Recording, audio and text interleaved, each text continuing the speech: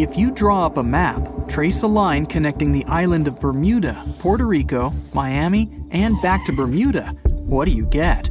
The infamous triangle, known for swallowing thousands of ships and aircraft over the centuries. But there's a new mystery to this already enigmatic place. Something's lurking deep in the waters below, and it's leaving bizarre clues of its existence. Splash! Your submarine hits the water surface. You descend 100, 1,000, 2,000, 3,000 feet. It's getting darker. The sub's walls creak as the pressure grows. Over 1,400 psi. It's like the weight of a grand piano squeezing every square inch of your body from all sides. You've made it to your destination. All that's left is to spot the beast. Just in time. Among the black void, you see a bright green glow off in the distance. It's getting closer. As it approaches, it gets bigger. This is it!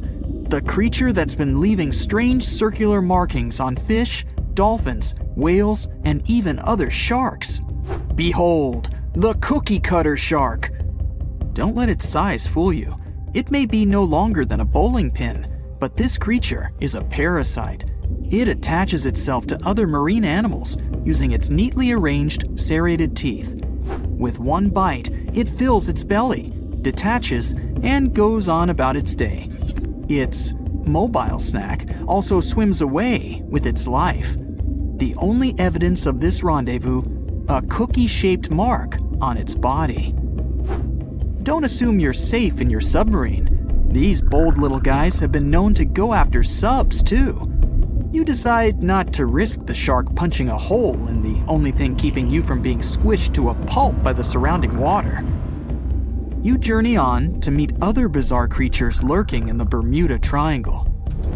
At twice the depth, you'll find the dragonfish. Unlike other deep-water inhabitants, these things produce light in the infrared range. Blue and green is what other fish stick to. This gives the dragonfish a huge advantage. It provides itself with light that other marine dwellers just can't perceive. Things that want to eat the dragonfish can't detect this light, as well as the critters the dragonfish likes to feed on. A truly unique deep-sea dweller is the vampire squid. Neither vampire nor squid, or octopus, this thing is a unique species of its own. It has the largest eyes compared to body size of any animal on the entire planet.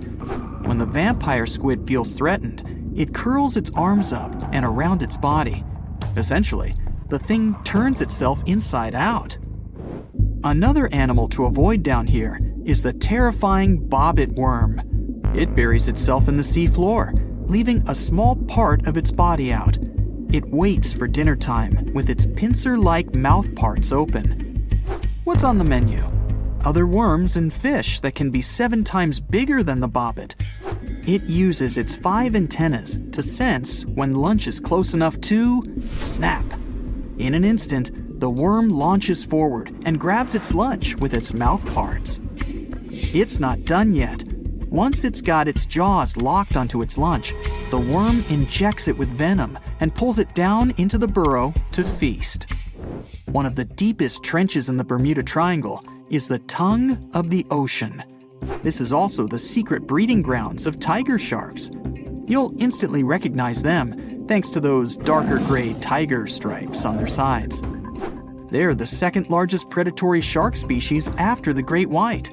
And with a big size comes a big appetite.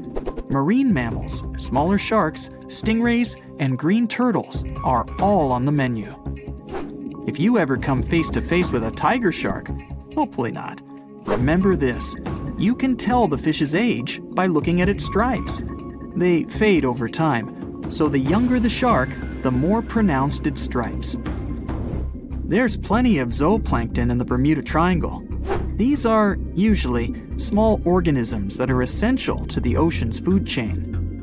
But get this, if nothing ate them and they were left to grow out of control, zooplankton would cover the entire world in layers and layers in just 4 months. Oh, and the largest type of zooplankton is the jellyfish. Jellyfish were around long before dinosaurs. You probably know your body is 60% water. A jellyfish is 95%. So if it gets washed onto the shore, after a few hours, most of its body just evaporates into the air.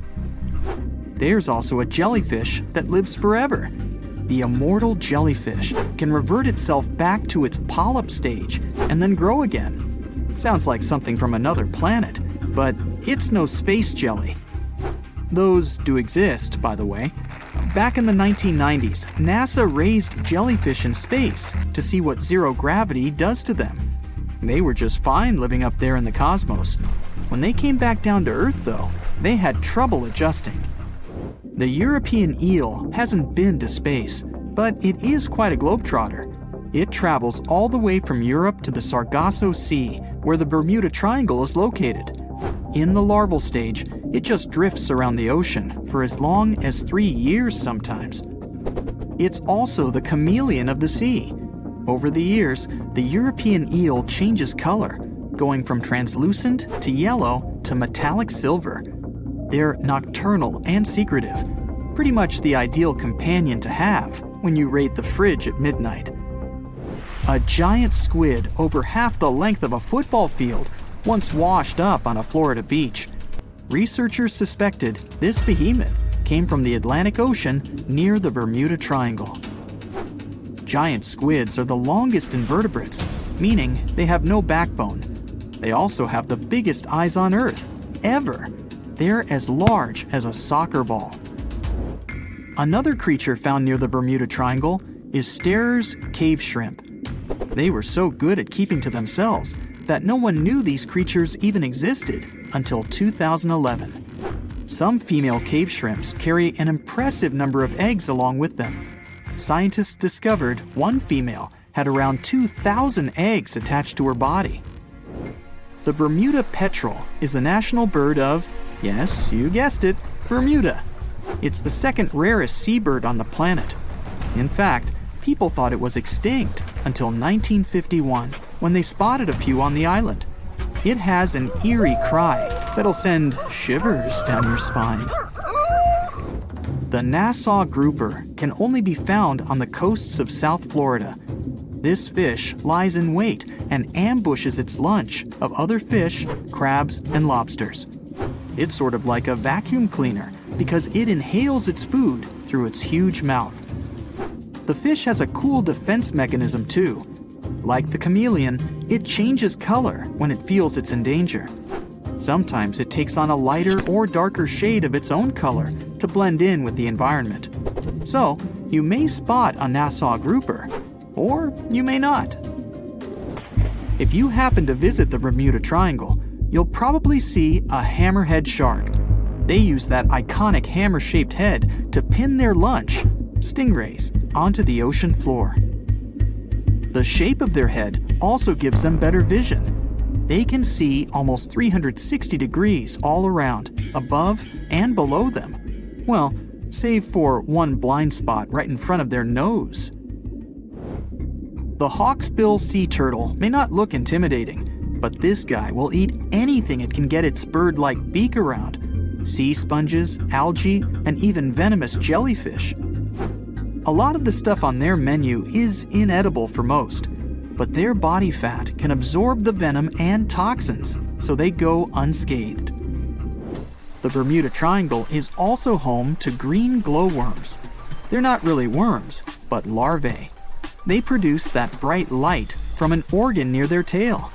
This light makes smaller creatures come toward them, making it easy for them to catch their lunch. Most of the time, they look pretty ordinary, but they have an oddly fixed schedule.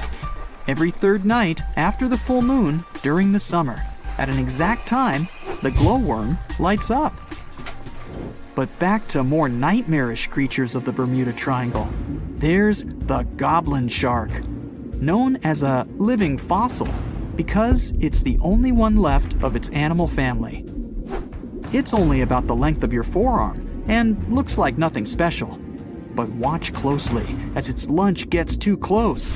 Boom! The shark's jaw shoots out of its mouth and grabs onto the unlucky creature. Once the teeth have locked in, the jaw goes right back in the shark's mouth.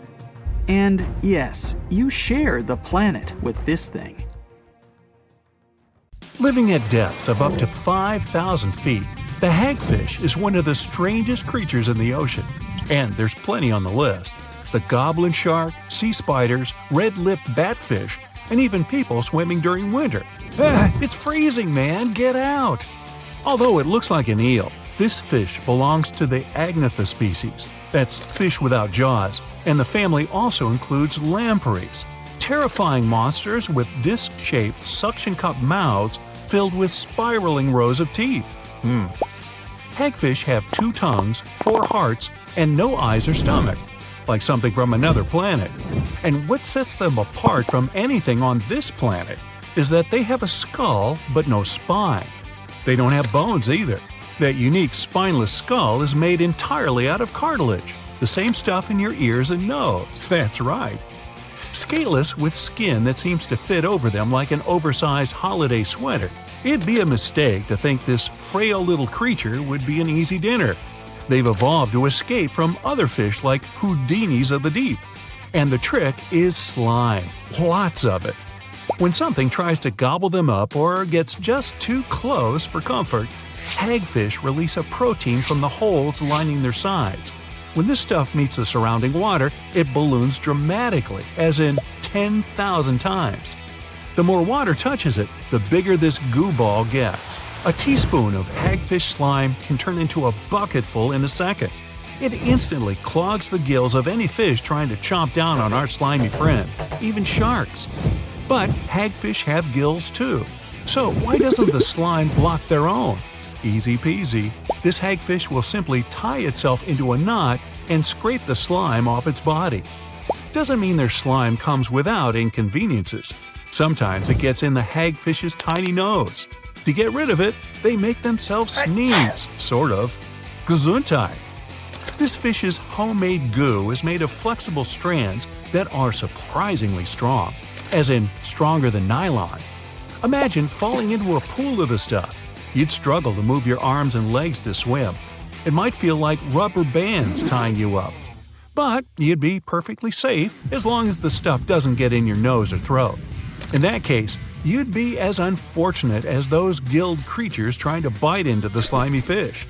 And hey, our own species is eyeballing it for loads of potential uses, from parachutes to cars and even clothing. Forget about diving in a pool of this goo. You could be wearing a slime suit in the future. But when it comes to landish creatures, the platypus is just as weird. This mammal has a duck bill, a beaver tail, webbed feet, and lays eggs. Like a lot of fish, the platypus and its relative, the echidna, have no stomach, but they don't need one. They store their food in their cheeks until they surface. Once they've eaten, the food goes straight to their gut. Just when the platypus couldn't get any stranger, they also sweat milk for their platypups. When winter has put bears, bats, snakes, and even myself into hibernation, there's one animal that does things a little differently. During the cold season, the wood frog lets itself freeze, sometimes for up to 7 months. Like a brown popsicle, they fill their body with a syrupy au naturel antifreeze to stop crystals from forming. And when the right time comes, they can just thaw themselves out, even multiple times a season. These frogs will find a nice covered area in the forest and wait until spring comes. Once they're thawed, they'll hop away like nothing happened at all. When your name's the boxer crab, you have to live up to it. Ding ding! Round 1! This little crab is super smart. It has sea anemones living in its claws, and these DIY boxing gloves pack a punch. Carrying around these little tentacled sea creatures helps this tiny crab defend itself against fish and anything bigger than it. When feeling disturbed, the crab starts swinging and its gloves start stinging. The tentacles of sea anemones are covered in stinging cells that help the animal capture its lunch. Yup, that's no plant, it's a hungry beast. It's a win-win relationship. For helping the crab protect itself, the gloves get a fun ride around the ocean floor and free meals. Its other names don't sound as tough, but I assure you, the pom-pom or cheerleader crab looks cute but shouldn't be messed with. If you're afraid of spider webs, this is one to avoid. Darwin's bark spider is an orb weaver type that creates a jaw-droppingly large web for a penny-sized spidey. The silk in its web is 10 times stronger than Kevlar and double the strength of any other spiders on the planet. And the webs themselves can be as big as a king-size bed. Not that you'd want to sleep in one. Their web bridges are even more impressive. They can be over 80 feet long. The spiders build them across rivers to catch bugs flying over the water, or you rafting down the rapids. Watch out! And here I thought I spent too much time on the web. Gone to the beach on a hot sunny day when you realize you're out of sunblock. Hey, just do what hippos do. When they sweat, they create their own sunscreen. Living in the water for most of its life, a hippo's skin must stay wet to keep hydrated. When they do have to venture out of the water, something strange happens. The red or pink color we sometimes see on hippos are little beads of fluid that absorb the sun's UV and protect the skin from burning. They're also highly acidic to help stop bacteria growing on the skin. Hippos might look big and clumsy, but they could easily outrun and outswim the best Olympic athletes out there. Must be why the ancient Greeks called them hippopotamus, the river horse. Now, when you're a plant, it's hard to defend yourself, but not for the acacia tree. It has built-in bodyguards, ants. When a few of the leaves are getting nibbled on, the vibrations alert the ant brigade to head out and stop the trespasser. Living in the hollow thorns of the branches, the acacia ants come out and shock the hungry animal with their wasp-like stinger. The tree is so grateful to the ants that it feeds them yummy nectar. Not only do the ants stop animals from grazing too much, they also help improve the tree's health by reducing the bacteria that would be on the leaves. Now, never heard of a sea squirt? I don't recommend getting too close unless you want water in your face. The sea squirt may look like an underwater plant, but it's an animal more closely related to us than a cockroach. These squishy little creatures are in an umbrella category with vertebrates, like you, me, and anyone or anything else with a fancy backbone. That big happy family is called the chordates. Starting as little tadpole-like larvae, sea squirts wiggle around in the ocean for a short time until they find a nice bit of water to call their own. Since they're unable to feed themselves, drastic measures must be taken, and I mean drastic. Like oysters, barnacles, and mussels, the sea squirt has a glue-like substance that cements it to the first place it lands. Once they've picked their forever home, they need to start eating. The first thing to go is their own tail. Then they absorb their gills and even their brain. No longer need the ability to navigate the ocean, it's become unnecessary. They're not heartless, though. The sea squirt's ticker is very similar to a human's. It even looks a little like ours. Now, here's one you won't forget. Lobsters, crayfish, and crabs have teeth in their stomachs. After they gulp something down, the food in their stomach gets ground up by large teeth. This is called gastric milling, and it helps the crustaceans digest it easier. One species of crab had to take it a step further, of course. The ghost crab uses these teeth not only for eating, but also to growl. By grinding their tummy teeth when scared or struggling with another crab, they're warning to get away. Well, when you don't have vocal cords, stomach growling will have to do. They're also the fastest type of crab on the planet. They can move 100 body lengths per second.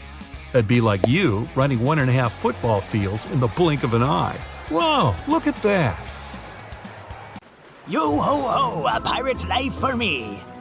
Let me stop you right there. If you think being a pirate or a sailor back in the old days was so cool, here's the harsh truth. It was not all about singing sea shanties and embarking on epic voyages across the 7 seas to find the Fountain of Youth or caves filled with gold. It wasn't actually that cool being at sea all the time, and I have 5 compelling reasons to prove you so. Let's dive in, pun intended. Now imagine this. You're so excited. You've been waiting for this day to come, and finally, it's official. you're going to become a real sailor. The captain tells you to get ready because the next day, you're going to set sail on a journey that is expected to take somewhere around 6 months, if you're lucky that is, because storms and singing mermaids could complicate things. You pack a few things. Now, let's pause this daydream for a quick second because here comes problem number 1. What I mean by packing a few things is just the clothes on your back. Sailors would only have one set of clothes that they almost never washed during the entire voyage. That's because they believed that dirt and grease would protect them from winds and rains. Okay, back to the thought experiment. You kiss your family goodbye and head to the port where your new home is waiting. One of your crew members not so warmly welcomes you on the deck and shows you where you'll be sleeping. This makes you start doubting your choice of becoming a sailor in the first place. Because after seeing it, you're certain that this is not going to be a 5-star hotel comfort level kind of experience. So, here's problem number 2. The ships were absolutely crammed. Back in the day, sailors would have to accept living in such conditions, whether they were working for a big name like Christopher Columbus or not. The Nina and the Pinta were 2 of Columbus's ships and the best sailing vessels of their time. Yet again, this didn't change the fact that they were so small that men had no place to sleep. Which gives us problem number 3. Having to sleep next to one another on a crowded deck where they could barely move was not so great for sailors' health conditions, and going below deck to escape the snoring of their fellow shipmates was not an option because there was no fresh air there. In addition, you could always come across a rat there. So, kiss personal hygiene goodbye. And in case you're wondering how rats got there, those little rascals are actually good swimmers. Also, sailors were at sea no matter the season or the weather, so they were often cold and wet, which also made it hard for them to stay healthy and strong.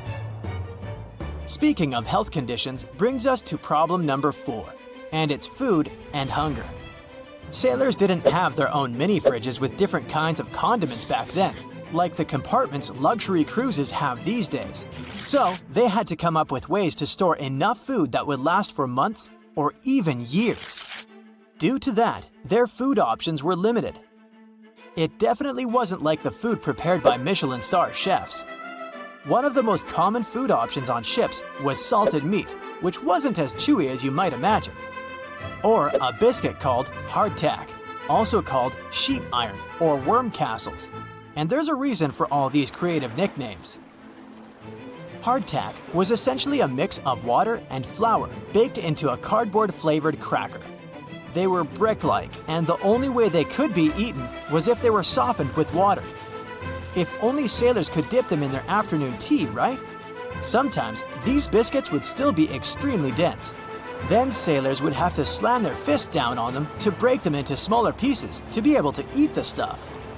As long as hardtack was kept dry, it rarely got spoiled. The sailors would be able to eat them after a year if they had any left. But most of the time, it would be extremely hard to keep them dry inside wooden casks. And then, they would get infested with bugs that would leave small holes behind. However, sailors would still eat them anyway. Have to take protein from somewhere. By now, you might have figured out that there were no fruits or vegetables in a sailor's diet. This caused vitamin deficiency in many sailors. So those toothless pirates and sailors in the movies you see? Yep, it's all because of poor nutrition. And the iron-hard crackers probably didn't help either. But when sailors ran out of food, not having a balanced diet was probably the least of their concerns. Back in the old times, a voyage could take way longer than expected due to weather conditions. There could be no winds to push the ship further. Or a powerful storm could shake the ship and the waves and water could destroy the food storage. So when such a situation happened, sailors could easily run out of food. Well, they could throw the net into the ocean and catch some fish, right? But sailors didn't eat fish even in the face of starvation. Many captains mentioned this in their logbooks, which were basically captains' diaries. The problem was not that sailors couldn't get fish. In fact, many different kinds of fish were caught in their nets, but they had to throw them all back into the sea. During the exploration era, Antonio Pigafetta, mentioned in his logbook that the ship's crew caught an unbelievable amount of fish, but they didn't eat any of them. Also, in the same journal, he mentioned that 40 of the sailors lost their lives. Naturally, sailors thought that only poisonous fish were dangerous. And because of that, they were inclined to eat only the fish they knew. But even a well-cooked tuna could be poisonous, and they had to learn it the hard way. But it's not like they didn't have any methods to check fish. Spanish sailors, for example, put silver coins on them. If the silver changed color, they considered those fish to be poisonous, therefore inedible. So they would toss them overboard. Other sailors would place the fish they caught on the deck and observe if flies or other insects came to feast on it. If they didn't land on the fish, this meant that it was poisonous. But if insects did come, they considered it safe to eat. The problem of eating fish caught in the open sea dates back to as early as the 7th century BCE. Imperial healers in ancient China knew that eating fish was the reason why some sailors lost their lives. But they couldn't prove that the fish were poisonous, and the mystery remained unsolved up until the 19th century. In 1886, a Cuban doctor finally figured out that some fish contained poison in their tissues and muscles, even though they were considered a safe-to-eat breed. That kind of poison is actually something that is found in plankton. Some fish can eat this plankton without being affected. They store it in their bodies. And as they grow, the rate of the poison increases within them. And this is something that doesn't go away no matter how long one cooks the fish. If you still think that life at sea back in the old days sounds exciting, this fifth problem will convince you otherwise. Let's say you've managed to get along with your roommates, stay clean and healthy, and eat regularly. But there's always a risk of getting caught by pirates, and they didn't ask for things kindly. So, if you didn't want to end up as food for sharks, you would have to raise the white flag and simply join them. Not the career you were planning, right?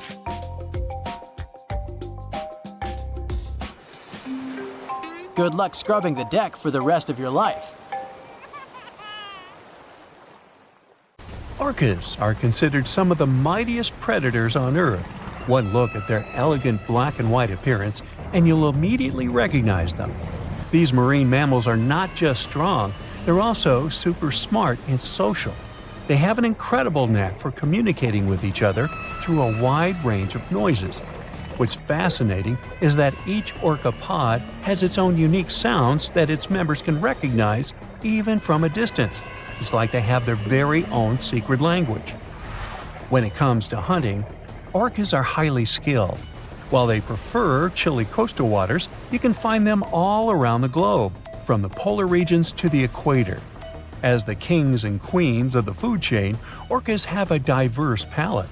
They enjoy feasting on fish, penguins, and other marine mammals like seals, sea lions, and even whales. They've got some serious teeth too, measuring up to 4 inches long. Now here's something really neat about orcas. They're expert hunters, and they do it in groups called pods. A pod can consist of up to 40 orcas, forming a very effective hunting team. Interestingly, there are distinct types of pods: resident and transient. Resident pods are more into fish, while transient pods have a taste for marine mammals. But no matter what type of pod they belong to, all orcas have one thing in common: they are master collaborators. They work together using smart hunting techniques that are often compared to the teamwork of wolf packs. When it comes to family matters, orcas take their roles seriously. Mothers are incredibly protective of their little ones, and often other adolescent females pitch in to help with the care. Mothers give birth every few years after a really long 17-month pregnancy. They usually have just one baby at a time. Eventually, as they grow up, they'll become more independent and venture out on their own. However, in some cases, the young orca may choose to stick with the pod it was born into for life. In the wild, orcas lived in tight-knit family groups, forming strong bonds and sharing a unique culture that is passed down from generation to generation. Research has shown that their social structure is decidedly sophisticated. Despite their beauty and intelligence, orcas are causing somewhat of a stir among sailors. Unbelievably, they have actually sunken boats. What's even more interesting, in a dangerous kind of way, is that they seem to be teaching their friends to do the same. According to experts, it all started with one upset orca. This poor soul experienced what they call a critical moment, and it triggered a whole new behavior. And now, this behavior is expanding among the orca population through social learning. Let's dive into the details. The latest incident occurred off the coast of Spain in the Straits of Gibraltar. A yacht had an unfortunate encounter with 3 orcas. The skipper of this vessel described how the little orcas shook the rudder while the big one repeatedly rammed the ship with all its might. The astonishing part is that the smaller orcas actually imitated the techniques of the larger one. With a slight run-up, they too slammed into the boat. It's like they were training with the master. But that's not all. Just 2 days before this incident, a group of 6 orcas ran into another sailboat in the same area. One of the orcas, a mother, seemed to be teaching her calf how to charge into the rudder. Now, you might be wondering why these boat-sinking shenanigans are happening more frequently. It turns out that reports of aggressive orca encounters off the Iberian coast have been popping up since 2020. And according to a study published last year, the attacks follow a pattern. The orcas approach the boat from the stern, strike the rudder, and then lose interest once the boat comes to a halt. There's some good news, though. Despite the increasing number of interactions between orcas and boats, most of them have been harmless. In fact, out of over 500 recorded interactions, only 3 boats have been sunk. So, the chances of your boat meeting its watery end at the hands or teeth of an orca are pretty slim. Let's trace the origin of this whole phenomenon. Experts believe that it all started with an orca called White Gladys. Poor White Gladys must have had a seriously rough time, maybe a collision with a boat or getting tangled up in some fishing gear. This traumatic event somehow flipped a switch in her behavior, and she began the whole physical contact with the boats thing. Remember when I said orcas are extremely social creatures? They are quick learners and great imitators. So once White Gladys started her boat bumping thing, the rest of the orcas caught on. And just like that, the behavior spread among the orca population. You might be wondering why orcas would even bother with this risky behavior. Well, the experts think that the orcas perceive it as advantageous despite the potential danger of crashing into moving boats. It could be that they find it absolutely thrilling, or maybe even a bit of a game. Orcas are incredibly curious and playful creatures, after all. Another theory is that this behavior might not be as aggressive as it seems. Some researchers believe it could be more of a playful fad among these creatures. You know, like when a few friends start doing something cool and then everybody wants to join in on the fun. Maybe it's their way of entertaining themselves and breaking the monotony of ocean life. However, as the number of incidents continues to rise, concerns are growing, and not just for the sailors out there. The Iberian orca subpopulation is already critically endangered, and this boat-bopping trend could pose a severe issue for them. According to the latest census, there are less than 40 Iberian orcas left in the wild. That's a dangerously small number. So if these boat encounters persist or become more intense, it could seriously jeopardize the safety of both sailors and the orcas themselves. However, it may just be the boats they don't like. That's because orcas have never attacked humans in the wild. They have even been known to approach and play with humans. Orcas are incredibly curious creatures and seem to enjoy interacting with us. They've been seen swimming alongside humans, bringing them toys, and even chasing boats in their wake. Some individual orcas have even developed friendships with specific humans over time. Here's one fascinating incident that occurred in a coastal Alaskan village. A group of children were having a snowball fight when a pod of orcas decided to join in the fun. They broke off a piece of drift ice and began tossing it around in the air, much to the delight and amusement of the children. Now, you might wonder if orcas have ever saved humans from dangerous situations. Well, there are very few recorded cases of orcas rescuing unfamiliar humans, there have been instances where they have come to the aid of humans they know. It's worth mentioning a remarkable occurrence that took place in Eden, Australia. A group of whalers found themselves in grave danger after their boat capsized, leaving them at the mercy of shark-infested waters. Incredibly, a pod of orcas, led by a male known as Old Tom, shielded the whalers from the sharks and kept them afloat until they were rescued. This demonstrates the protective nature of orcas even towards humans. There are several theories as to why orcas do not attack humans. One possibility is that they recognize that we are not their natural prey. These creatures prefer to feast on particularly nutritious and fatty foods, like sea lions or salmon, whereas humans simply don't provide the same nutritional value. But is this the only reason? Other apex predators, like sharks, may occasionally mistake humans for seals and attack them.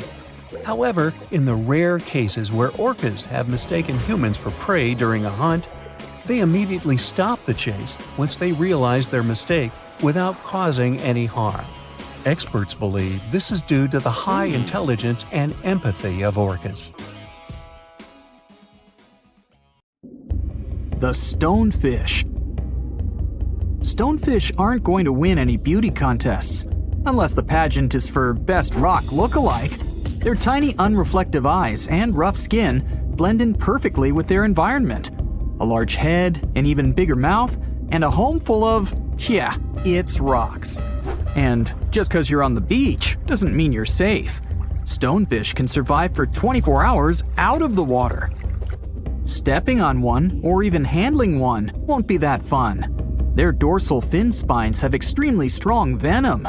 It shoots out when they get stepped on, and it can lead to paralysis or even heart failure. You'll need help fast. No wonder they're one of the most dangerous creatures in the water, or anywhere. Be careful when scrambling around rocky areas. They love to play hide and seek. The deep sea dragonfish. If there were a prize for the most hideous fish in the ocean, the deep sea dragonfish would win. With slimy, scaleless skin, massive teeth, and a face only a mother could love, this bad boy of the sea is nothing to mess with. It likes to swim between 700 feet and 6,000 feet below the surface of the ocean, where the waters are the darkest and coldest. Along with some other creatures on this list, the deep sea dragonfish relies on its bioluminescent body parts to catch prey. It also uses its hanging appendage, which boasts a little red light on the end, coming out from its lower jaw. Many fish mistake this little light for prey, luring them right into the jaws of the deep sea dragonfish. Very clever dragonfish, very clever indeed. The fangtooth. The Mariana Trench is an underwater trench with a depth of 35,000 feet, nearly 7 miles below the ocean surface. Let that sink in. While scientists know the Mariana Trench exists, it's one of the least explored places on Earth. It's also the deepest area of Earth's oceans. And although many creatures down there probably haven't even been seen by humans yet, scientists have had the creepy pleasure of getting to know the fangtooth. The fangtooth fish shamelessly lives up to its name. Just look at that thing. The fangtooth is carnivorous and feeds on just about anything it can find that gets caught in its sharp-toothed mouth. These fish rely on their contact chemoreception to find prey. In other words, they can sense chemical residue that comes off of other living organisms in the deep sea. This is because they don't have any light-producing cells on their bodies, unlike many other deep-sea fish. On top of all that, it's pretty dark down there, so whatever crosses their path, they chomp on. While these guys look pretty scary, they're not a threat to humans. They only grow about 7 inches long. Even so, I wouldn't want to run into one of these things during a relaxing swim in the ocean. The Dunkleosteus. Strangely enough, this prehistoric fish, known as the T-Rex of the seas, had no teeth. Those were replaced with bony plates that allowed it to have the strongest bite among other monsters of its size. The goblin shark. If you thought the movies about sharks were scary, This next deep-sea creature will make you swear off going for dips in the ocean forever. However, it lives 3,000 feet underwater, so you'll never likely see it face to face. The goblin shark looks like a cross between a shark and a creature from your worst nightmare. These sharks boast a protruding sword-like snout with a jaw that juts out to match. Unlike other sharks that have more of a gray hue, this creepy thing looks not so pretty and pink. Aside from their scary demeanor, what do scientists really know about the goblin shark? Well, not much, except that they can grow up to 18 feet in length. Looks like there's still a lot to learn about these guys, if you dare to. By the way, did you know that sharks don't sleep? Many species have to keep water moving over their gills to get oxygen, so they can't fall into a deep sleep like we do. That's why they stay half awake during rest. Typically, sharks don't even close their eyes. The cookie cutter shark. This shark is a living horror, with lower teeth being big and sharp, while the upper ones are much smaller. When its teeth fall off, the shark eats them to maintain calcium levels. Pretty smart solution for a shark. The frilled shark. Studying the frilled shark is like looking through a portal back to prehistoric times. That's because scientists think that these eel-like sharks haven't changed much since their oldest ancestors roamed the deep sea waters, so they're sometimes referred to as living fossils. These sharks' mouths are filled with a terrifying 25 rows of backward-facing sharp teeth, 300 in total. They're designed to grasp prey and hold them tight so they can't get away, according to early studies of the shark conducted in 1884 and published in the Bulletin of the Essex Institute. Luckily for swimmers, the frilled sharks live between 390 feet and 4,200 feet below the ocean's surface, so they'll probably never run into them. Probably. This is probably the worst nightmare of any dentist. The northern stargazer. Take a look at this cutie. The northern stargazer is definitely not something you'd wish to see on the ocean floor. This horrid creature hides its body under the sand, leaving its face above to wait for prey. The tasseled wobbegong. Here's another carpet shark on our list. It lies low on the bottom of the sea and patiently waits for its prey to come by. The Australian ghost shark. The Australian ghost shark isn't really even a shark, but a very bony fish. It's also a living fossil. It hasn't changed within the last 400 million years. Believe it or not, sharks and humans have a common ancestor that lived around 440 million years ago. Even though we both evolved in our own way, there are still some signs of that connection. For example, the genome of an elephant shark is very similar to humans. The Leopleurodon. This list of terrifying creatures would be incomplete without mentioning the terrifying and prehistoric Leopleurodon. This carnivorous marine reptile existed during the Colovian stage of the Middle Jurassic era and ruled the waters at 9 feet in length. Scientists believe Leopleurodon thrived in this deep-sea trench because of its ability to swim long distances and its 4 paddle-like limbs. While they probably weren't able to propel themselves toward prey like other animals of the area, they did manage to accelerate and attack very ruthlessly and efficiently.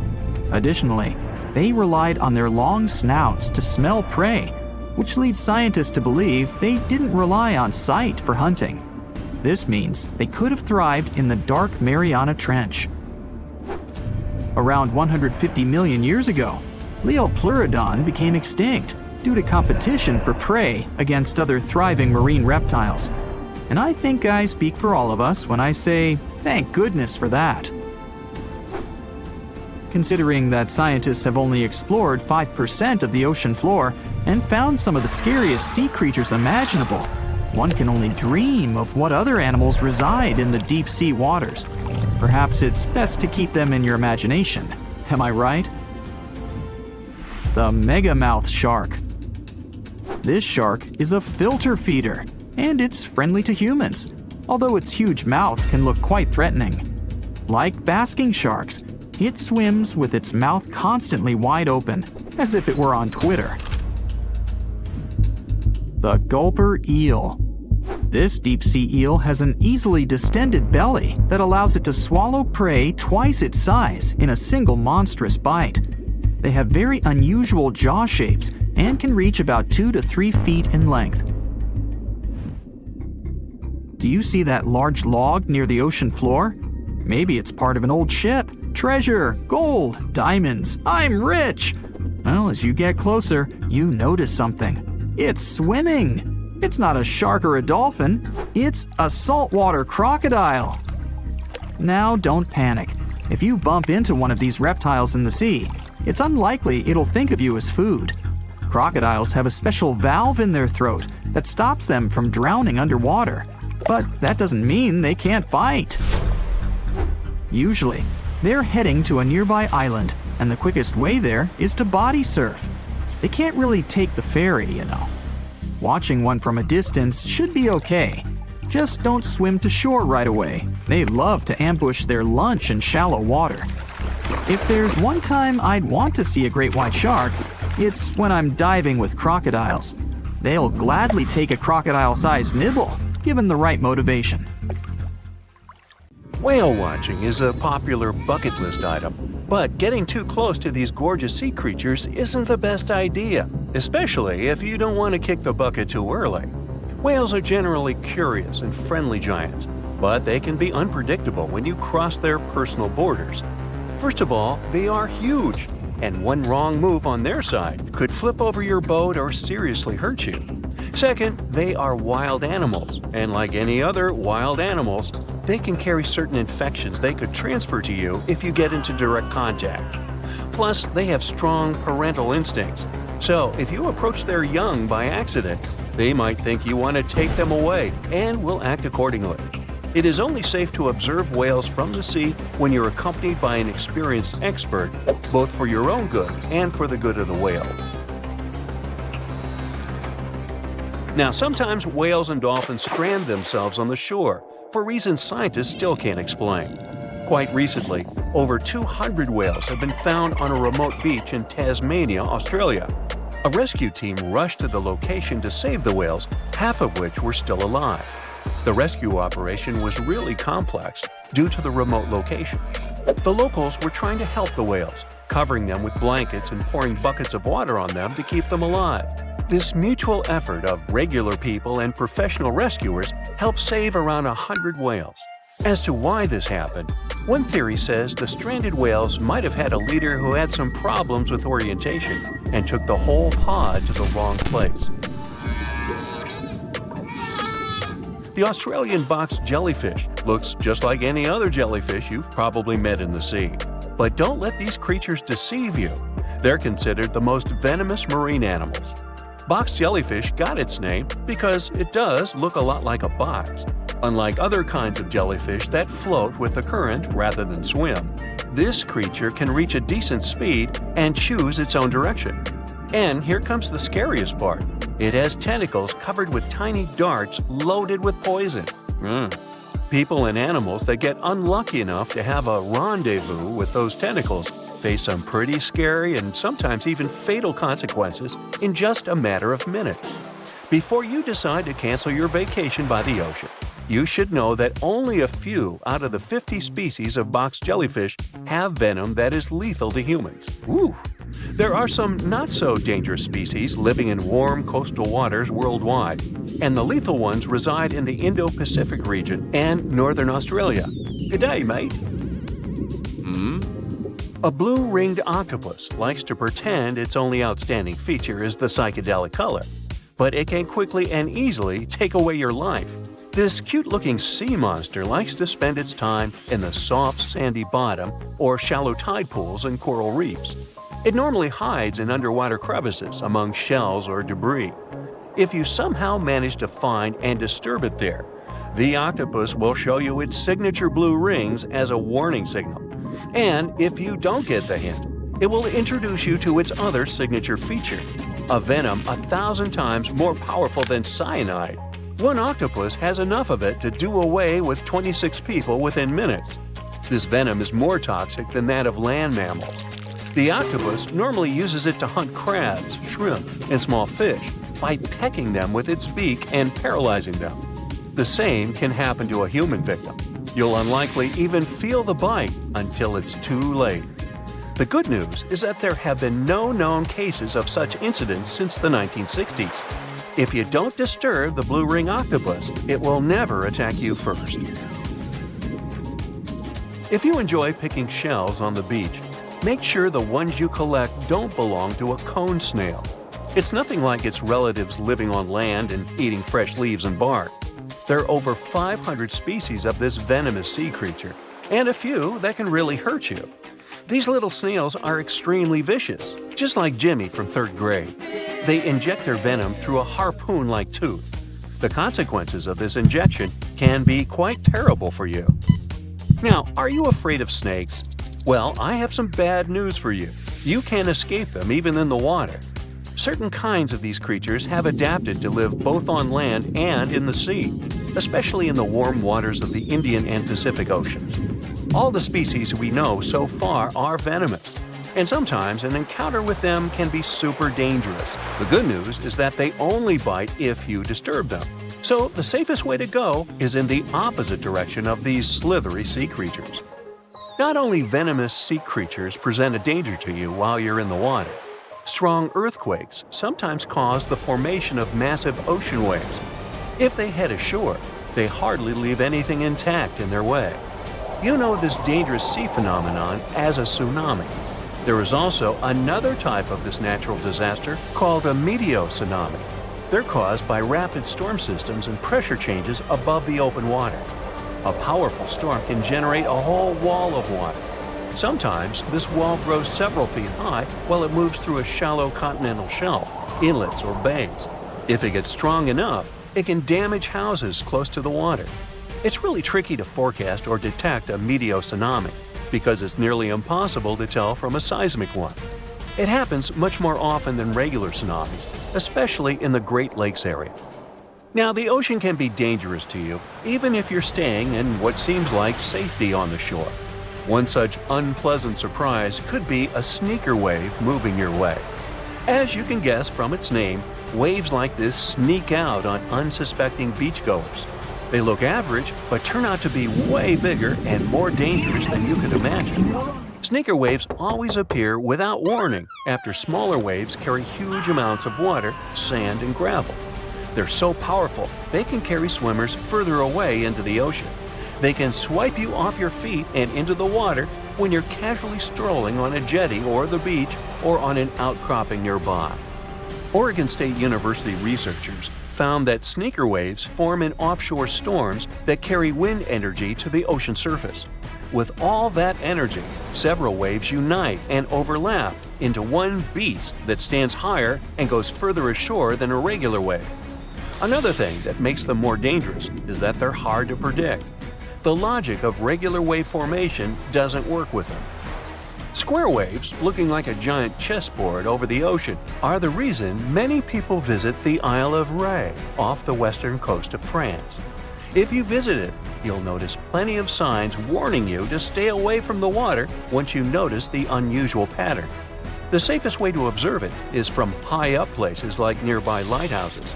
If you decide to stay in the water, the strong currents coming from two directions can literally sweep you off your feet. Generally, waves can travel many miles over the surface of the water, depending on local winds and weather. And even on days when the weather seems somewhat calm, storms located elsewhere can send in crashing waves that affect the surrounding calm waters. When waves travel onto the shores of distant lands, they're called swells. This is different from a wave that occurs from the local wind. When two different swells coming from opposite directions meet, it's known as a cross sea. This is what generates these square waves that you see near the Isle of Ré. The cross-sea phenomenon can appear in different locations around the world.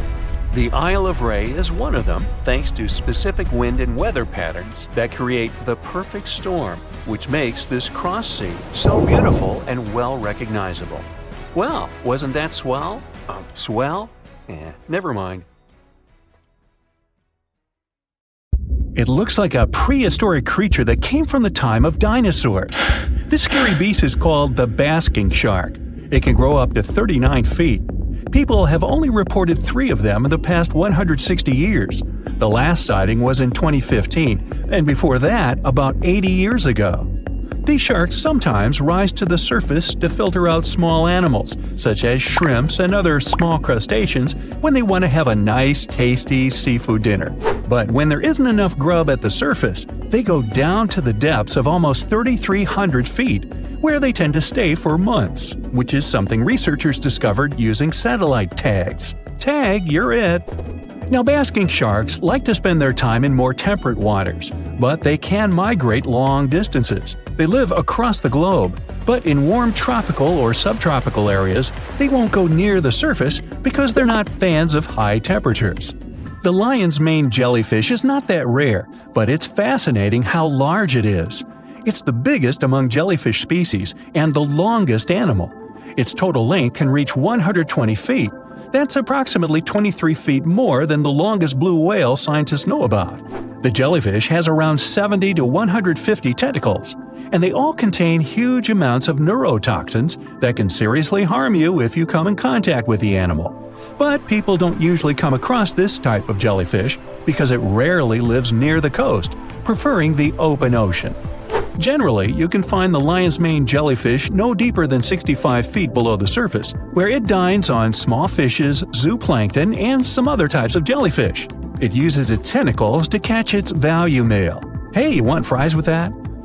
The giant phantom jelly comes out of the darkness and depths of the ocean's midnight zone. Its sun hat-shaped bell reaches over 3 feet across. This bell trails 4 ribbon-like mouth arms that can be up to 33 feet long. This quite rare creature uses its mouth arms to catch unfortunate animals swimming around and not knowing what's coming for them. Giant phantom jelly propels itself through the water with periodic pulses coming from its orange head. It glows faintly and mysteriously in the pitch-black depths. It lives across the globe in all the oceans except for the Arctic. I'm guessing it's too cold. Because of its odd shape, people often call the oarfish the dragonfish or sea serpent. It's about 26 feet long, which makes it the longest bony fish we know about, and lives at depths of 3,300 feet. Oarfish spend most of their time in the deep, dark parts of the open ocean in tropical and subtropical areas. They almost never come to the surface, unless, invited. It's a ribbon-shaped and shiny silver creature with a long red dorsal fin and red oar-like pelvic fins. Its body has no scales and is very thin. The fish can grow to a length of about 30 feet and weigh 660 pounds. Oarfish have really big eyes that help them see better in their dark, scary surroundings. The frilled shark is definitely one of the gnarliest-looking marine animals out there. If you saw it somewhere, you'd probably think you went back to the age of dinosaurs. Yup, the frilled shark is a prehistoric creature because its roots go back 80 million years. This living fossil can grow to be 7 feet long. It got its name from its frilly gills. Even though frilled sharks have the shark part in their name, they swim similar to an eel in a distinctly serpentine way. Its mouth is terrifying. Similar to the maw of the great white shark, it has 300 trident-shaped teeth lined in 25 rows. Hey, come a little closer, huh? Researchers discovered this creature in the 19th century, but people rarely see it, and no wonder. It usually lives at depths of between 390 and 4,200 feet. Most of the time, the frilled shark feeds on squid, swallowing them whole. Its long jaws allowed the frilled shark to gape extra wide and swallow animals half as long as its entire body. Goblin sharks are very rare. Researchers have spotted fewer than 50 of them in more than 120 years. But maybe that's for the best, since we're talking about a pretty scary fella with a narrow snout and sharp teeth. It's also capable of thrusting its entire jaw outward when it wants to catch something. Sounds familiar. As it's lurking through the dark depths of the ocean, a goblin shark sees a small squid that looks quite yummy. The dangerous animal inches toward the squid. When the poor creature notices the predator, it tries to dart away, but it's too late. The shark has already thrust its jaw the whole 3 inches out of its mouth. This jaw is connected to the flaps of skin the shark can unfold. This helps a lot because the goblin shark is a sluggish animal, so it's pretty hard for it to chase its food. After finishing its lunch, the goblin shark puts its jaw back in its mouth and swims away as if nothing's happened. Goblin sharks mostly live at the bottom of the ocean. Like many other shark species, they prefer swimming alone. Here's a silver-colored creature with very rough skin. That's the ocean sunfish, with a total length of almost 11 feet. Its other name is mola. The ocean sunfish is the heaviest of all bony fish out there. People sometimes call it a swimming head because of its bizarre appearance. These creatures have such a weird shape because they're born with a back fin that never actually grows. It just folds into itself as the animal matures and creates a rounded rudder. The sunfish is a bit clumsy. It moves with the help of its mighty fins that allow the animal to swim on its side. This marine inhabitant is a solitary creature. It mostly feeds on zooplankton and jellyfish. The spotted wobbegong is one of the world's rarest sharks. It grows to be more than 10 feet long. It may not look as terrifying as some of its shark relatives, but it's pretty good at catching unsuspecting animals swimming past, mostly during the night. The animal has a spiracle, which is why it can breathe while staying still at the bottom of the ocean. It's motionless most of the time, which is why you can barely notice it. Its flat body and large pelvic and pectoral fins blend in with the underwater terrain. That's why they're so good at hiding. This ability helps when these sharks want to protect themselves too. Wobbegong means carpet shark. They usually live close to the ocean floor in coral reefs, on sandy bottoms, and under piers. People have even spotted the shark in the water that is barely deep enough to cover its flattened body. Now, blobfish lack teeth and bones, so they can't actively hunt. Since they don't have much muscle mass, they can barely move around. Hey, I had a roommate like that once. They get their energy from animals they scoop up from the seafloor. They also know how to conserve this energy. That's how it usually goes with deep-sea creatures.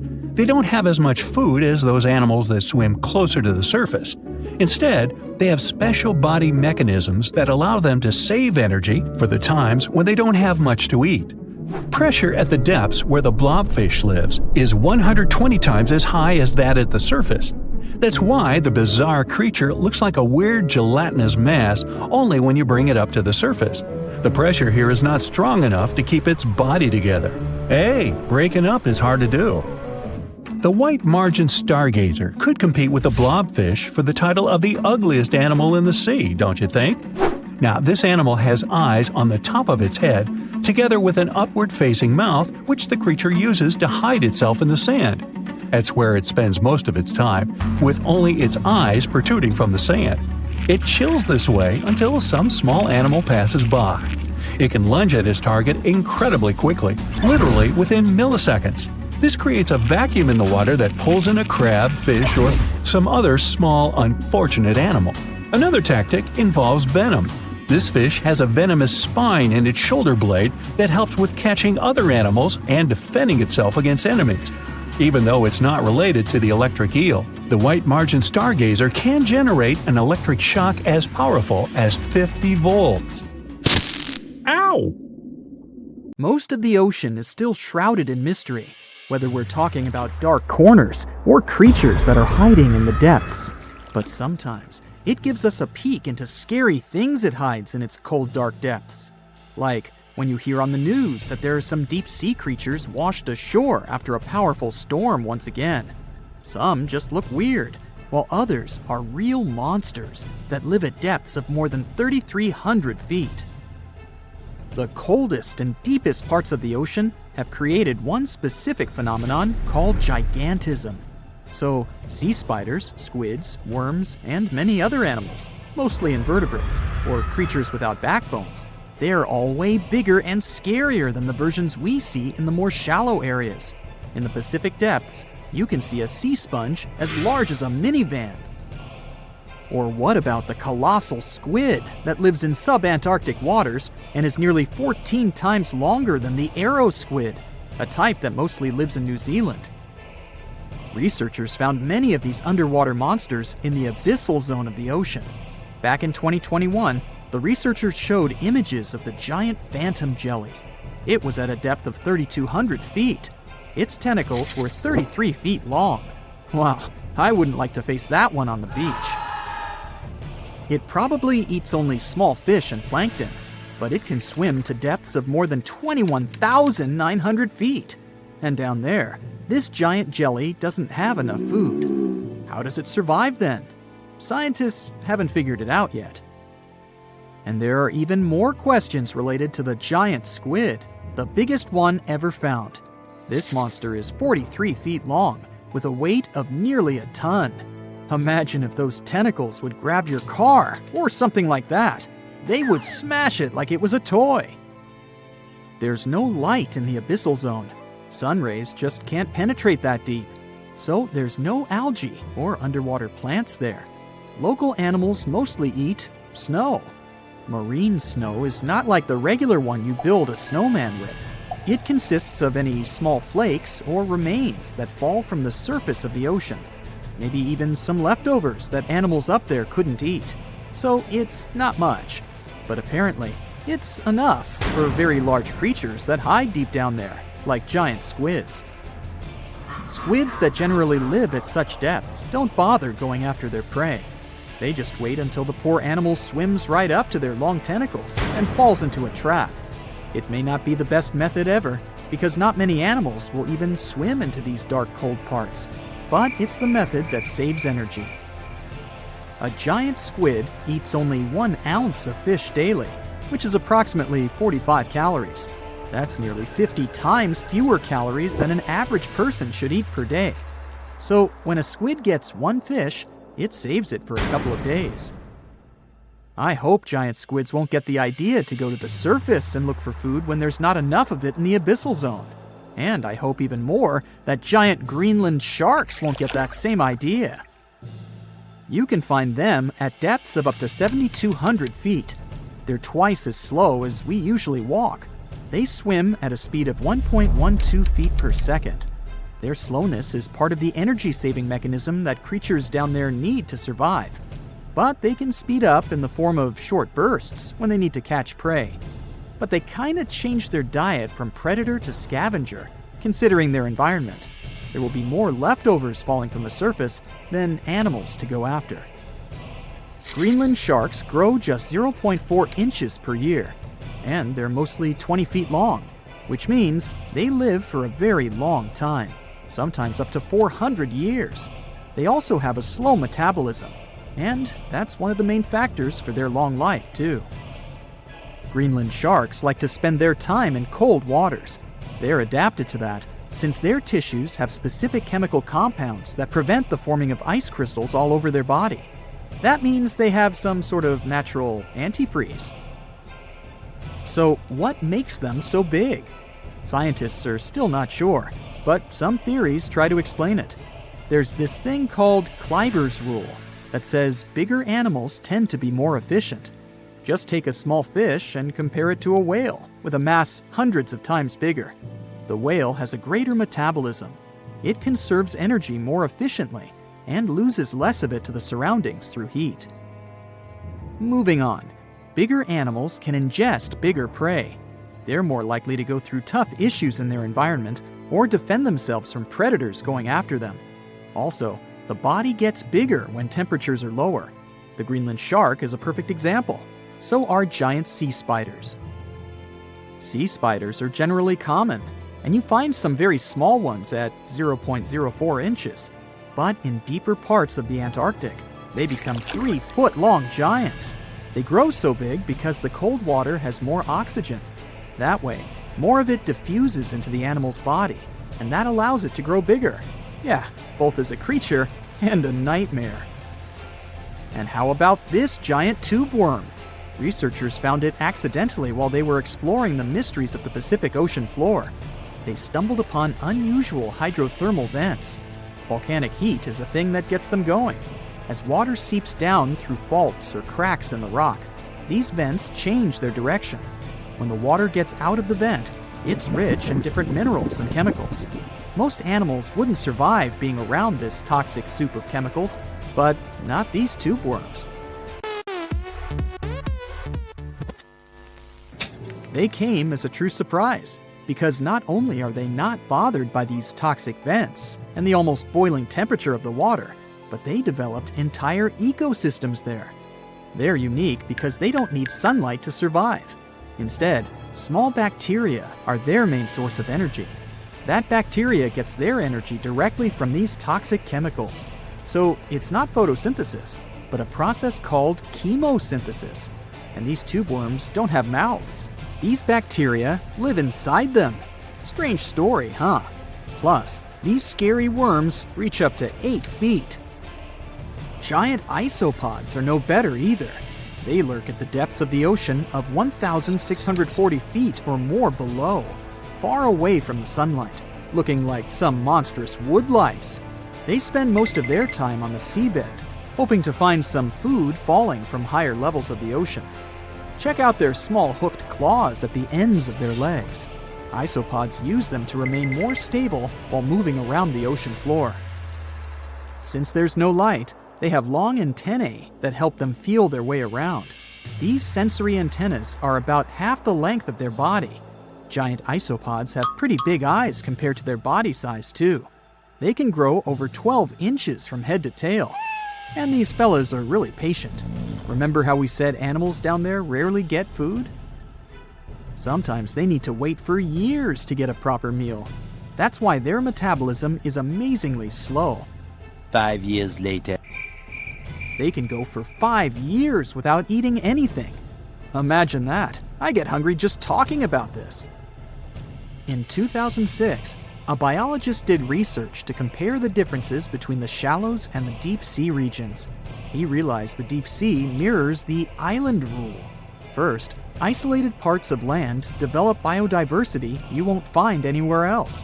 Second, small-bodied life there grows much bigger when it's isolated, compared to life on large land masses. Resources are limited, but also competition and predators. And we don't know much about these deep-sea creatures. It's too expensive and too complicated to carry out such research. So we'll just wait for more raging storms to show us at least part of the monstrous world cold ocean depths hide.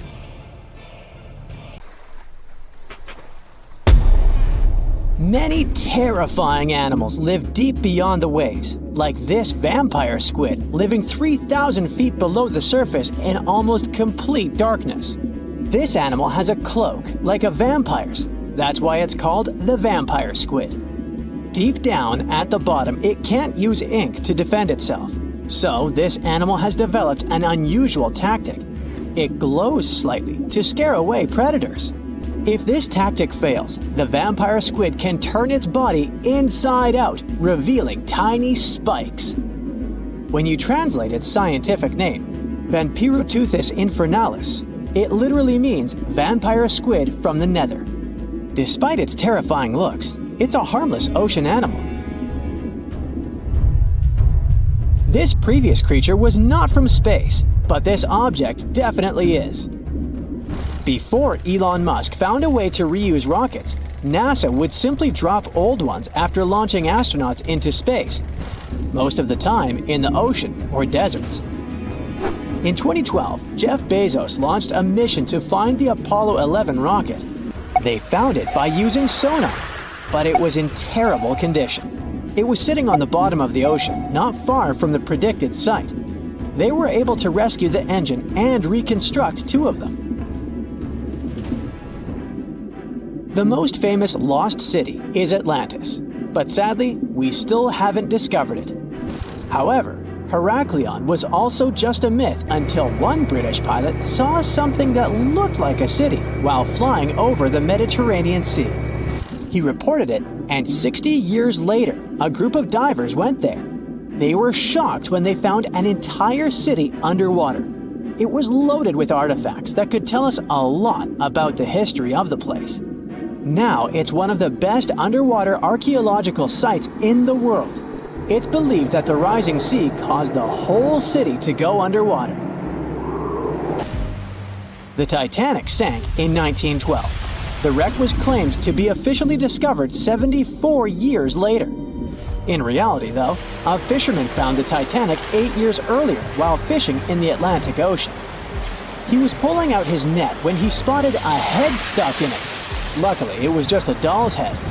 Years later, after the fisher had passed away, his son sold the doll to a doll collector. She did a lot of digging and research on every person who had a porcelain toy on the Titanic. She found the owner of the doll. Ava Hart was on the Titanic and had a doll with her. Ava survived the catastrophe by a miracle, but her toy didn't. Hart even wrote about the doll in her journal, and every detail matched the toy found by the fisherman. The tripod fish lives deep in the abyssal zone, around 20,000 feet below the surface. It's adapted to such immense depths and uses its tripod fins to stay still on the bottom. This creature doesn't have big eyes, but even if it did, these eyes would be useless in the darkness. Instead, the tripod fish uses its fins like antennas to detect any movement in the water. This creature doesn't have much luck when it comes to its love life, so it had to develop unique tactics to reproduce. One fish can be both male and female. The next bizarre creature is the lizardfish. It has tons of razor-sharp teeth, a huge mouth, and really big eyes, which it uses for hunting. All this makes the animal look freaky. The lizardfish lives at depths of around 11,000 feet in the midnight zone, where there is zero light. This freak of nature basically eats everything it can fit inside its mouth, from small fish to other lizardfish. On the other hand, when they see other reptile fish, they probably fall in love instead, because finding mates at those depths is not an easy task. Like the tripod fish, the lizardfish can be both male and female at the same time. When you think of a river, you usually picture it on land. Still, nature is quite unpredictable, and it created a river flowing under the ocean in California. It's running at a depth of around 2 miles. This river has everything that an ordinary river has: sunken logs, trees, and rocks. And despite its uniqueness, it's not the only one in the world. There are also others in the Amazon and Greenland. A terrifying creature was discovered near Angola's coast by a remote operating vehicle. It looks like it doesn't have a head or a body. It was sitting at a depth of around 4,350 feet below the surface. After doing research, scientists concluded it wasn't anything from a sci-fi movie. It was just a cluster of siphonophores stuck together. In 2015, some random guy was diving in Caesarea, and something shiny caught his eye. He reached out, grabbed it, and realized it was a gold coin. After that, he examined the bottom and found out that there were many more. He reported the incident to the local authorities, and they concluded that he had found Arabic treasure. The coins were made of solid 24-karat gold and were a few thousand years old, but due to the perfect salinity and temperature, they looked brand new. The coins belonged to a ship carrying cargo. It was caught up in a storm and unfortunately sank. One of the weirdest things ever discovered was found in the Baltic Sea. It's an anomaly that looks as if it was created by a different civilization. It was discovered by Swedish researchers, and they basically had no idea what it was. They had to ask tons of other scientists for their opinions. When you look at this formation from above, it's 200 feet long and looks exactly like a fallen spaceship. It's hard to believe that it's a natural formation, but spoiler alert, it's totally made by nature because the Baltic Sea has gone through many erosions throughout history. most likely the bizarre formation is the result of these processes. A group of divers in Madagascar were shocked when they found this 7-foot monstrosity of a knife on the seafloor. The speculation started immediately, and many said that the knife was from some giants that had fought megalodons and lived on Earth thousands and thousands of years ago. That could make a nice story, but the knife is most likely a movie prop that was lost at sea. One of the ocean's most bizarre animals is the frilled shark. It's believed that this fish is the reason for all those sea serpent stories that sea explorers of the past wrote about. These animals live pretty deep in the ocean, but sometimes they can be seen in shallow waters. It's super rare, but possible. The frilled shark has a big mouth sporting around 300 teeth. It also has a long body that looks like a lizard's, and it is truly a unique species of shark. Its prey can be half of its size because this shark's stomach is like that of a snake, and it can swallow huge fish or crustaceans. Spotting a few worms in your garden is no big deal, but after seeing a 26-foot long one in the ocean, you will make your wetsuit a little wetter. This worm is super rare, and it's completely harmless to humans. It's actually not a giant worm. It's a cluster of zooids that are stuck together in a worm-shaped formation. They usually only eat plankton, bacteria, and other tiny things that can be found in the ocean. Probably the scariest thing in the ocean that is 100% real is the Magna Pinna, which can be found at crazy depths of 20,000 feet below the surface. This monster looks like an underwater Slender Man, but it's just a squid with really long tentacles that can reach a terrifying size of 8 feet. This guy has only been seen a few times, and basically, we don't know much about this creature so far. There is a place deep in the ocean where pressure is 1,000 times stronger than that we're used to at the surface. This force is enough to turn an unprotected human into dust instantly. Well, maybe more like mud. Anyway, that's why explorers need some serious preparation and equipment to survive in such extreme conditions down in the Mariana Trench. It is as wide as 20 national malls in Washington, D.C., and about 1/5 as long as the diameter of Earth. People who went all the way down describe it as a chilly, quiet, and very peaceful place. They saw a bright blanket of red and yellow rocky outcrops, and there was a whole variety of unique, small, translucent animals. The popular myth is that more people have gone to the moon than to this deepest place on Earth is not true, though. In total, 24 humans flew to the moon, and at least 27 brave souls dove down to the Mariana Trench. Most of them were explorers and not proper scientists. They just go there for the thrills and also to collect video evidence of different wildlife, geological formations, and human-made objects. Humans started traveling around space and into the ocean depths at around the same time. The first moon landing was in 1969, and the first person to go down the Challenger Deep, the deepest part of the Mariana Trench, did so in 1960. This unusual location got its name after the British ship HMS Challenger, which first located this massive drop in the ocean floor at the end of the 19th century. It would take 8 more decades before the first human went down to it. Explorers didn't manage to do it in a conventional submarine. They used a type of submersible called a bathyscaphe. The Swiss oceanographer Auguste Piccard designed his own in 1953. 7 years later, the submersible managed to do the impossible. It had reached a depth of nearly 36,000 feet. But what explorers saw was merely a fraction of the trench's full size. The fact that it is so huge of the Mariana Trench is just one of the reasons why it's mostly unexplored today. The absence of light is another major issue. Sunlight is incapable of reaching such profound depths, so the entire trench, from top to bottom, lies in absolute darkness.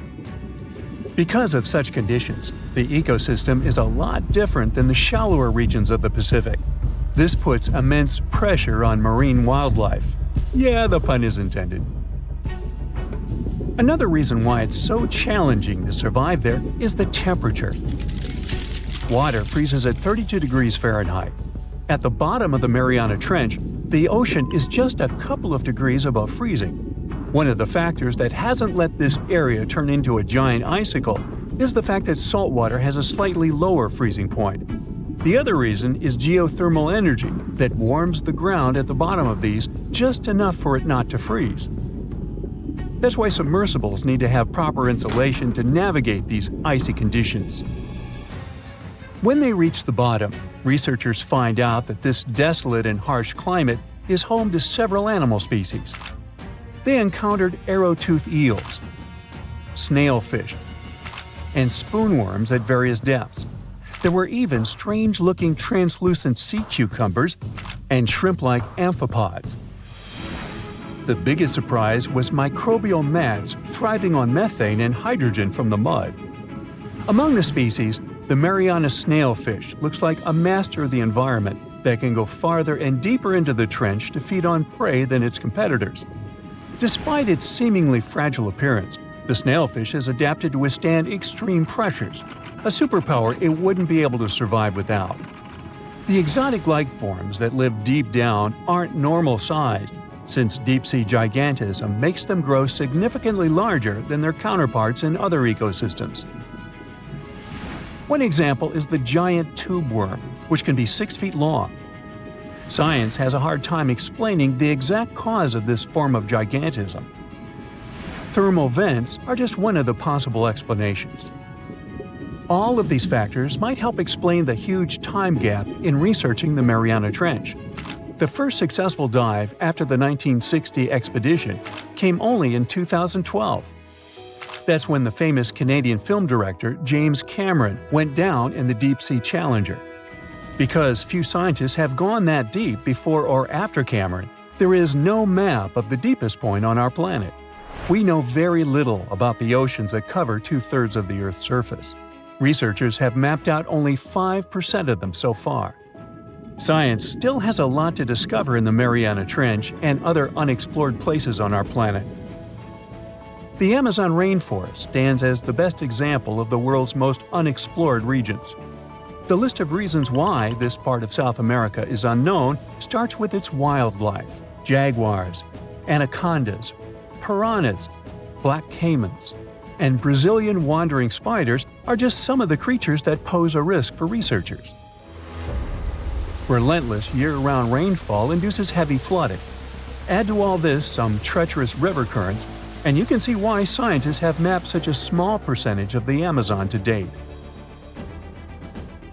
In just one region of Brazil, near Peru, there are at least 14 tribes that have never had contact with the outside world.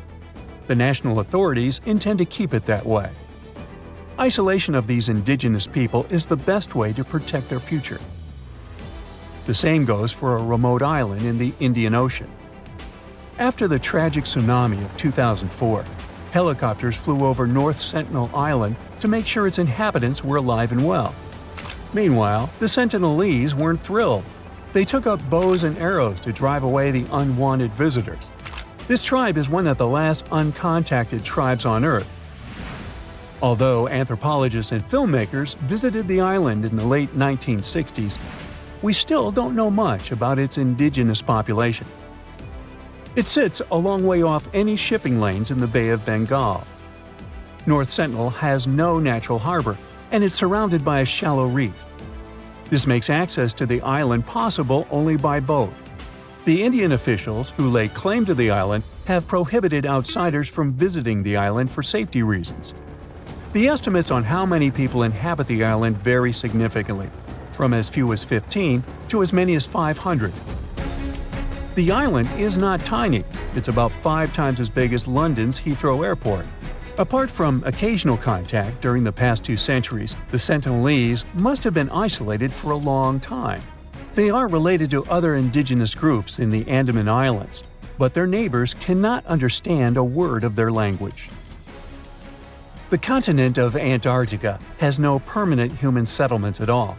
The only people who periodically live there are international scientists. This vast expanse of ice and snow, roughly the size of the United States and Mexico combined, still has many regions where humans haven't set foot. Satellite imagery and photos that NASA's aircraft made from the air have mapped out the entire continent, so we know where to go, but it's not that easy. The reason for this are all the adjectives that go with Antarctica.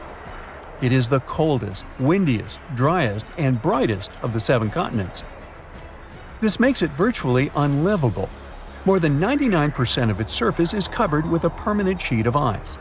Its thickness ranges from 1 mile to as many as 3 miles in some places. That's half the height of Mount Everest. Now, the Himalayan range contains the world's tallest unclimbed mountain. It is also the tallest mountain in Bhutan.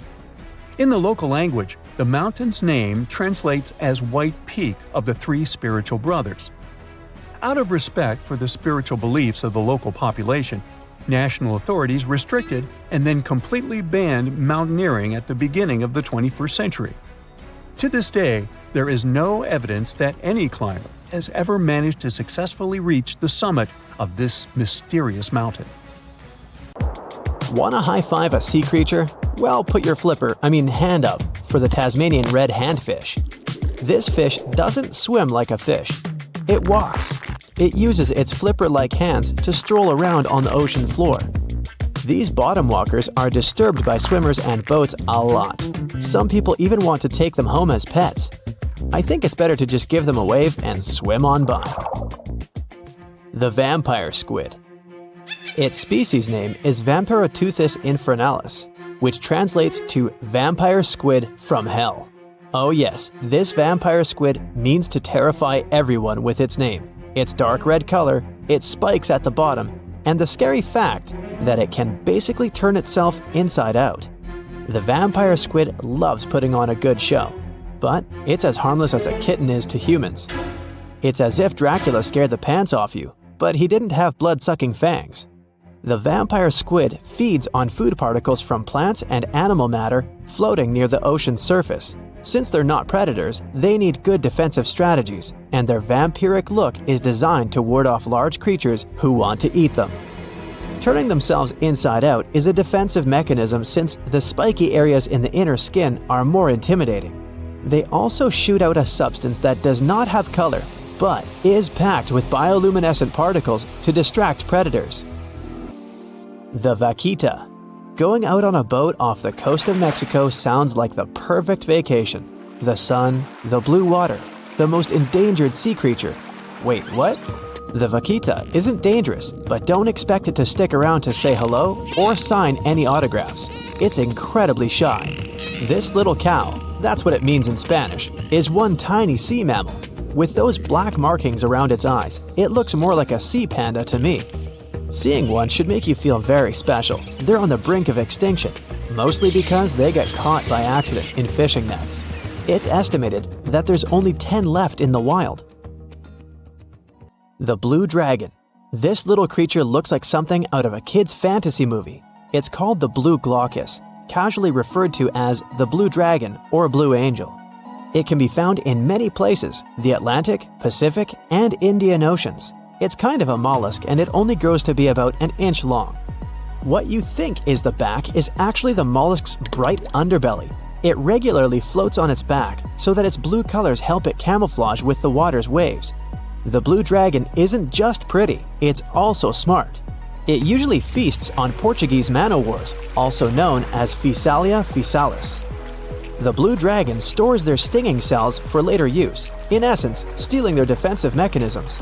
When the blue dragon is threatened, it releases those stinging cells it stored, directing them at an enemy to sting them with more power than the Portuguese man-o'-war would have been capable of. As they can store a huge amount of stinging cells, they can be a threat to humans. So, if you find one, don't pick it up. It's best to admire it from a distance. The barrel-eye fish. If you ever wanted to have Superman's X-ray vision, looking at the barrel-eye fish will make you feel like you gained that superpower at some point in your life without even realizing it. The barrel eye has a transparent head, so you can see how their eyes and brain look inside. This magnificent creature lives in the deep sea. This is the lowest level of the ocean, where strange creatures roam in near freezing temperatures and constant darkness. They're exposed to water's pressure that's almost 1,000 times that of the surface. If the idea of the deep sea sends a shiver down your spine, stay tuned to learn about another of its creatures later on. The barrel-eye fish can be found in the Atlantic, Pacific, and Indian Oceans. You might be wondering, why oh why would a fish have a see-through head? And that would be a fair question. Since the species was discovered in 1939, it was believed that the fish's eyes were set to see straight ahead and couldn't move. So it was assumed that they had tunnel vision. Scientists Bruce Robinson and Kim Reisenbichler from the Monterey Bay Aquarium Research Institute recently discovered that the fish can move its eyes vertically to see through the top of its translucent head, thus noticing if there are predators or prey nearby. The transparent head also allows more light to enter so they can detect prey better. It's believed that the barrel-eye fish eats jellyfish and small fish species. If you dive in the ocean at night, you might be lucky enough to see how orange ball corallimorph blooms in the dark. But make sure to be quick because as soon as you turn on your flashlight to take a good look, it will retract its tubes back into itself. The megalodon. The whale shark isn't the biggest shark known to humans. If the entire shark species were a kingdom, the prehistoric megalodon would be the ruler of the sea. Megalodon roamed the ocean a long time ago, about 15.9 to 2.6 million years back between the early Miocene and late Pliocene eras. While they've long been extinct, people are still amazed to learn about these gigantic sea beasts. Megalodon could reach anywhere between 45 feet to 60 feet in length with jaws more than 6 feet wide. A fossil of a tooth that once belonged to a megalodon measured at 7 inches. Needless to say, I'm pretty stoked that these guys have long been extinct. But there's still some adventurers out there hoping to meet this monster one day. The Dumbo octopus. This adorable creature, or creepy creature, or however you want to see it, is officially called Grimpotieuthis. More casually, it's referred to as the Dumbo octopus, named after the Disney character. Though Dumbo, the elephant, not the octopus, was teased for his big ears, it's highly unlikely that this adorable octopus gets teased by its water neighbors. They are the deepest living octopuses living in the deep sea, and you know how scary that place is. They're only about 8 inches tall and spend their days hovering just above the seafloor eating snails, worms, and other food they find in the current or near ocean vents. There are nearly 17 species of Dumbo octopus, and they all have differences in height, color, and body parts. If you can't get enough strange animals, you'll be glad to learn that the deep sea has barely been explored by humans. So keep an eye out. There are bound to be more fascinating animals discovered in the deep in the future. The sea angel. These creatures might look and sound pretty cute, but their diet is far from sunshine and lollipops. Their favorite food are sea butterflies. They lay mucus traps for them and wait in ambush. The squat anemone shrimp. This shrimp is tiny, only 0.5 inches. It's also known as a dancer shrimp because of its peculiar behavior. When agitated, it raises its bottom above its head and does a little dance. Divers also say it readily jumps on their hands and cleans them. The coconut crab. This guy may look pretty creepy, especially when the sun goes down. Mature coconut crabs are around 3 feet in length. Their preferred foods are coconuts, but they can also hunt down lizards and even large birds. The slender snipe eel. Slender snipe eel is a slim and long creature that's still a mystery for marine scientists. It's 4 feet long and it has at least 750 bones in its spine, which is much more than any other animal in the world. The sea pen. Sea pen is 7 feet long and it has a lot of varieties, but most of them look indeed like a pen or a quill. The similarity is even more striking when the animal has a water-filled bulb that anchors it to the floor. The Persian carpet flatworm. This creature looks indeed like a carpet, despite being very small by comparison. It's only 4 inches long, able to become both male and female. It doesn't really mate with other flatworms. Rather, it fights them for the right to bear posterity. The flamingo-tongued sea snails. Tourists love these extraordinary snails for their pretty colors, thinking it's a shell, but in fact, the shell is quite dull and hidden underneath colorful soft tissues. They eat softer, toxic parts of corals and store their toxins to protect themselves.